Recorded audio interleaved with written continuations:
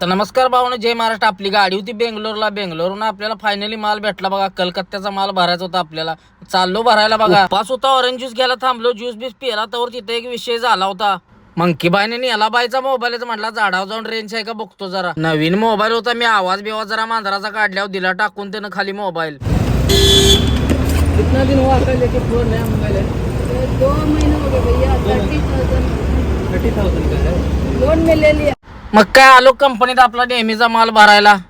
300-400 kilo माल होता. पाठदिशी घेतली भरून आलो बघा. सील मारला, सील बिल घेतलं. मावर पुढे आलो कंपनीत. बाहेर निघते तोवर पावसाने एवढा गाठला होता. निभार पाऊस राव. धो धो धुतलं बेंगलोर. आलो कसं तरी बेंगलोर पास करून.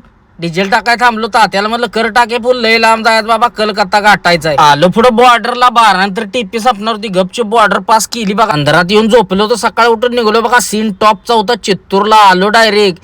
चित्तूर मधनं मारला लेप बघा तिरुपतीकडे जायला.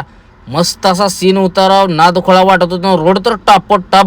मग काय थांबलो पुढे अण्णाकडे डोसा खायला. मस्तपैकी मसाला डोसा ऑर्डर केला. अण्णानं बनवला कान घेतला. मग डोसा खायला बघा. नाद खोळासा डोसा झाला होता. वडलांनी बार. आता म्हणलं दुपारनं जेवायचं. मग काय घेतला चहा, साखर टाकली, हलवलं कान गोळमाट झार केला बघा. मग काय निघलो तिथनं आलो डायरेक्ट तिरुपती बालाजीला. सीन बघा काय दिसतोय डोंगरात निराव. ढगच ढग, नादच खोळा वातावरण आहे. चला भावानं भेटून नेक्स्ट ब्लॉग मध्ये. जय महाराष्ट्र.